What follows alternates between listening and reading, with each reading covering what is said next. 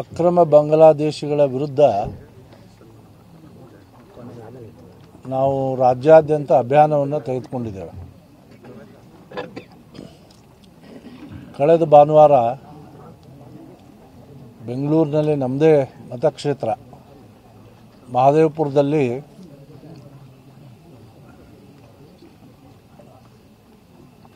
ಜನಾಗ್ರಹ ಸಮಾವೇಶವನ್ನು ಮಾಡೋದ್ರ ಮುಖಾಂತರ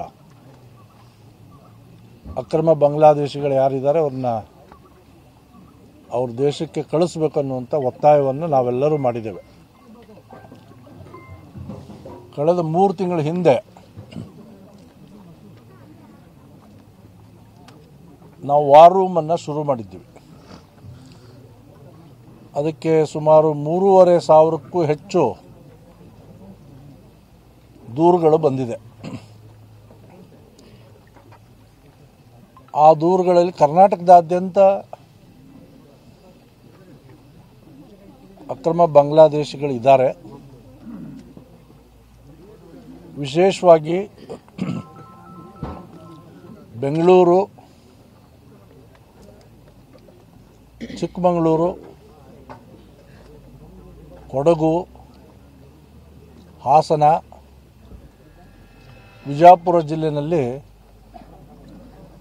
ಹೆಚ್ಚು ಕಾನ್ಸಂಟ್ರೇಟ್ ಆಗಿದ್ದಾರೆ ಅನ್ನುವಂಥ ಕಂಪ್ಲೇಂಟ್ಗಳು ನಮ್ಮ ವಾರ್ ರೂಮಿಗೆ ಬಂದಿದೆ.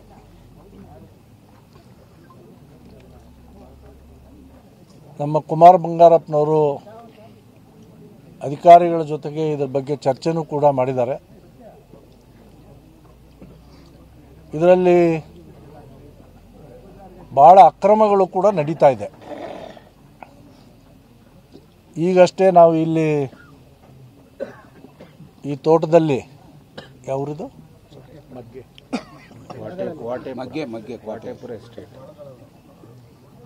ಈ ಎಸ್ಟೇಟಲ್ಲಿ ಕೆಲಸ ಮಾಡೋರೆಲ್ಲ ಕನ್ನಡಿಗರೇ. ಈ ಗ್ರಾಮ ಪಕ್ಕದ ಮಗ್ಗೆ ಗ್ರಾಮ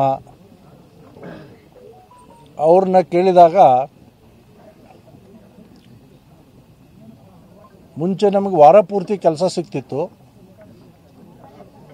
ಈಗ ವಾರದಲ್ಲಿ 1 ದಿವಸ 2 ದಿವಸ ಕೆಲಸ ಸಿಗ್ತರೆ ಜಾಸ್ತಿ ಅಂತ ಅಭಿಪ್ರಾಯವನ್ನು ವ್ಯಕ್ತಪಡಿಸಿದರು. ಇಲ್ಲಿ ಕಾಫಿ ಎಸ್ಟೇಟ್ಗಳಲ್ಲಿ ಬೇರೆ ಬೇರೆ ಕೆಲಸಗಳಲ್ಲಿ ಕೂಡ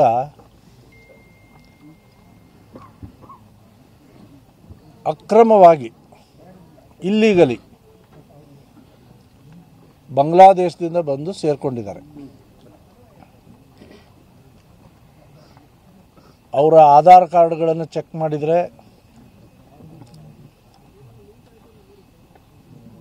ವೆಸ್ಟ್ ಬೆಂಗಾಲಿನ ಆಧಾರ್ ಕಾರ್ಡ್ ಇದೆ. ವೆಸ್ಟ್ ಬೆಂಗಾಲಿನ ಕೆಲವು ಜಿಲ್ಲೆಗಳಿದ್ದಾವೆ, ಕೋಲ್ಕತ್ತಾ, ಸೌತ್ ಪರಗನ, ಯಾವುದು ಬಾರ್ಡರ್ ಜಿಲ್ಲೆಗಳಿದ್ದಾವೆ ಅಲ್ಲಿ ಫೇಕ್ ಆಧಾರ್ ಕಾರ್ಡ್ಗಳನ್ನು, ನಕಲಿ ಆಧಾರ್ ಕಾರ್ಡ್ಗಳನ್ನು ಮಾಡಿಸ್ಕೊಳ್ತಾ ಇದ್ದಾರೆ.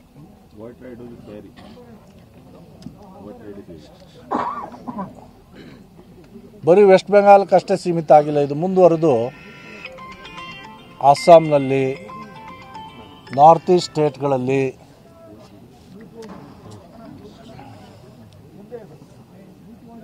ಡೆಲ್ಲಿನಲ್ಲಿ, ಈಗ ಕರ್ನಾಟಕದಲ್ಲಿ ಕೂಡ ನಕಲಿ ಆಧಾರ್ ಕಾರ್ಡ್ಗಳು ಸೃಷ್ಟಿ ಆಗ್ತಾ ಇದ್ದಾವೆ. ಬೆಂಗಳೂರಿನಲ್ಲಿ ನಾವು 5 ತಂಡಗಳನ್ನು ಮಾಡಿ ಇವರ